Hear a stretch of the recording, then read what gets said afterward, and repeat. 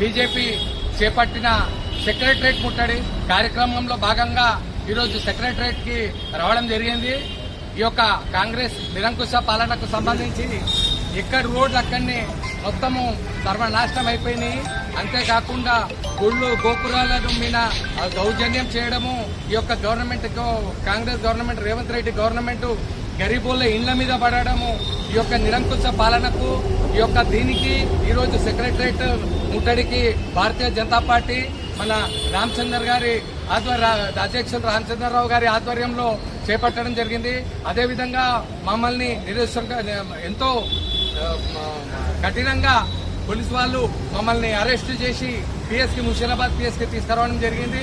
మరి దీనికి నిరంకుశంగా మేము సెక్రటరేట్ ముట్టడి ఇలాంటి కార్యక్రమాలు ఇంకా మొదట కూడా చేపడుతూనే ఉంటాము. కాంగ్రెస్ పాలన, ఈ యొక్క రౌడీ పాలన, ఈ రాజ్యాన్ని ఈ యొక్క కాంగ్రెస్ పాలనను ఎట్టి పరిస్థితుల్లో గద్దె రేవంత్ రెడ్డిని గద్దెదించేదాకా ఈ యొక్క పోరాటం ఆగదు. ఈ యొక్క అబద్దాల హామీలు ఇచ్చుకుంటూ పబ్లిక్ ని మోసం చేసుకుంటూ ఈ యొక్క రేవంత్ రెడ్డి చేసిన పనులు ఏవైతే ఉన్నాయో దీన్ని పబ్లిక్ లో ఎల్లకాలం మేము తీసుకుపోతూనే ఉంటాము. జై భారత్ మాతాకి జై. బీజేపీ రామచంద్రరావు గారి ఆధ్వర్యం జిందాబాద్. కాంగ్రెస్ రేవంత్ రెడ్డి